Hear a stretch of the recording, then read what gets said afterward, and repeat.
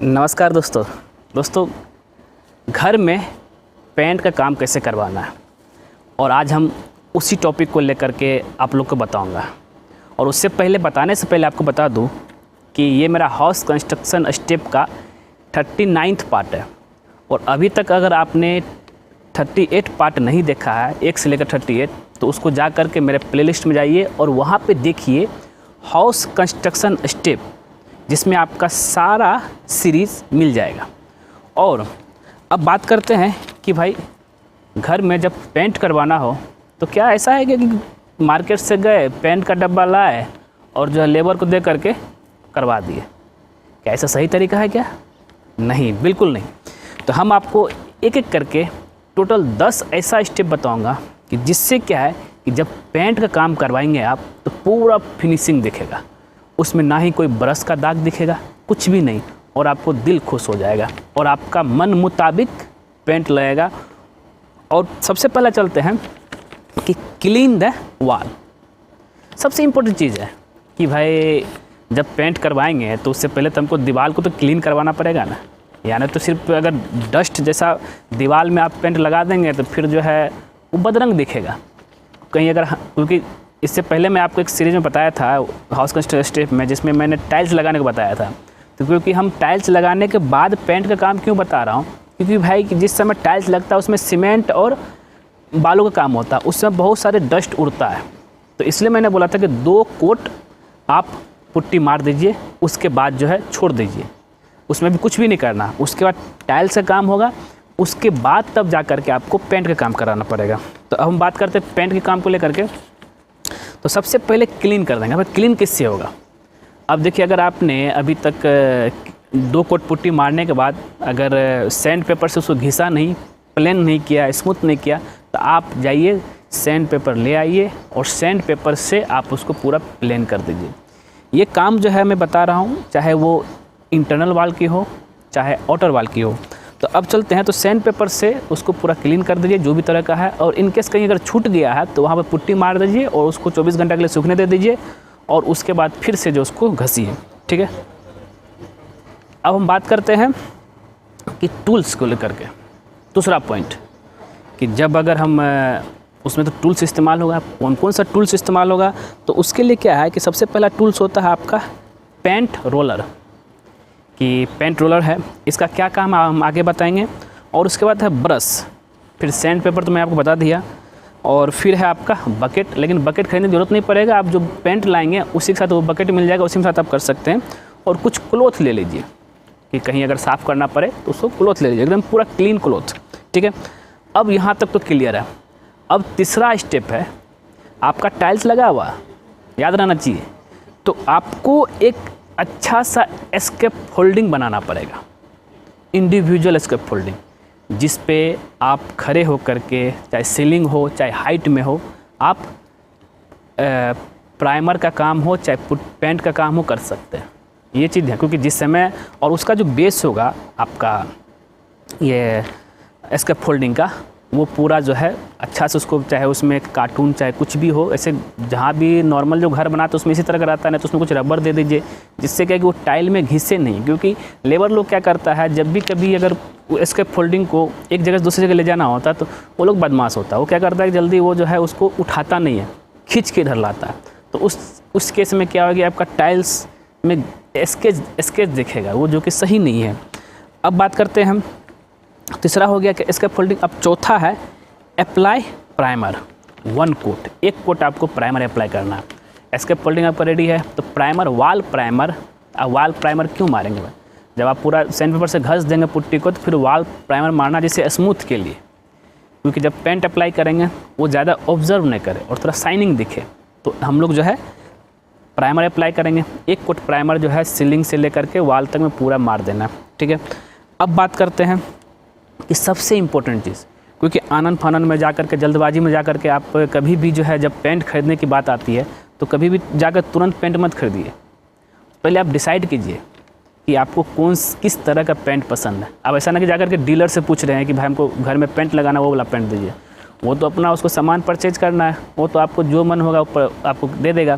तो इसलिए हम कहते हैं कि जब भी कभी आप जो पेंट खरीदने जाएंगे तो तो सबसे पहले आपके जितने भी परिवार मेंबर हैं आप उनसे बात कर लीजिए कि भाई हम कि किस तरह का पेंट खरीदने से अच्छा रहेगा और कौन सा कलर लगाना है। और ज़्यादातर कोशिश कीजिए कि जब भी अगर आप पेंट का काम करवाते हैं तो उस समय रूम में 4 वाल है और एक सीलिंग, 5 हो गया, तो टोटल 5 जगह पेंट का काम होगा।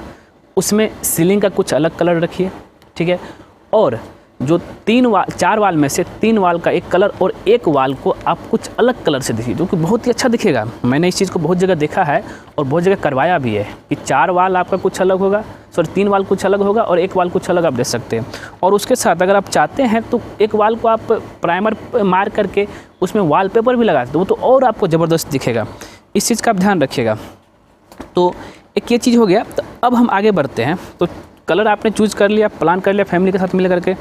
अब 5वां पार्ट था, अब 6ठा पार्ट करते हैं, परचेज करना रिक्वायर अमाउंट ऑफ पेंट। अब भाई ऐसा ना हो कि हर कोई के दिमाग में रहता है कि भाई कि पेंट में जितना खर्चा होगा एक ही बार जा कर के ले आते हैं, लेकिन अगर आपको पता नहीं कि वो कितना स्क्वायर फीट कंजप्शन होगा तो वो आप जो है जल्दबाजी में ज़्यादा पेंट मत खरीदिए। तो एक या ना तो आप जो है एक बार कुछ मंगाइए, लेकिन हर किसी के दिमाग में रहता है कि भाई जाने आने में ट्रांसपोर्टेशन भी खर्चा लगेगा, इस वजह से एक ही बार मंगा लेते हैं। तो इसके लिए क्या करना कि आप अच्छे किसी कॉन्ट्रैक्टर हो चाहे इंजीनियर सुपरवाइजर जिसको कैलकुलेशन करने आता है और पेंट के डब्बा में लिखा रहता है, चाहे जब डीलर से बात करने जाएंगे तो आपको बताएगा कि भाई ये इतना स्क्वायर फीट जो है ये एरिया कवर करेगा।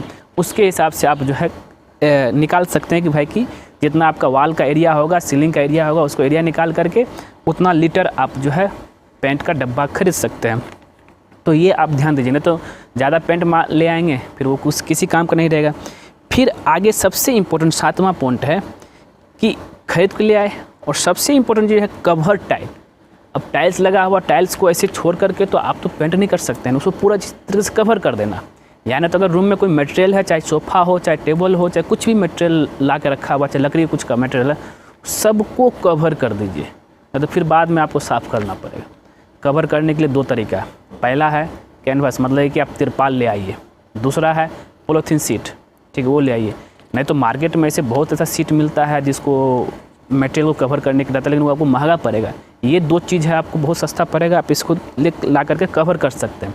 कवर करके उसके बाद ही जो है उसके ऊपर इसका फोल्डिंग लगाइए और पूरा ऊपर जो है पेंट के काम करवाइए, ठीक है।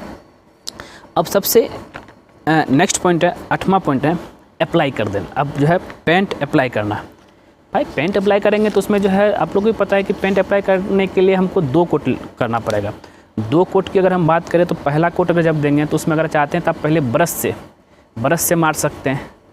और ब्रश से जब मारेंगे तो उसमें देखिए, जब भी कभी आप पेंट मारेंगे तो ब्रश से मारने से क्या होता है कि उसमें लाइनिंग जो चिन्ह दिखता है, उसमें 2 ऑप्शन आपके पास है। यानी तो ब्रश से मारेंगे और उसके तुरंत बाद उसमें जो है रोलर जैसे आप रोलर को चला दीजिए, जिससे क्या है कि एकदम पूरा स्मूथ सरफेस आपका रहेगा, मतलब पूरा प्लेन दिखेगा, उसमें कोई भी रुखरापन टाइप का नहीं दिखेगा। इस चाहे वो सिंगल कोट में कीजिए चाहे डबल कोट में, क्योंकि अगर सिंगल कोट में आप ब्रश से मारेंगे तो उसमें लाइनिंग आ जाएगा, फिर डबल कोट मारेंगे तो उसमें तो वो मिटेगा नहीं, क्योंकि डबल कोट आप जो है दूसरे दिन करेंगे।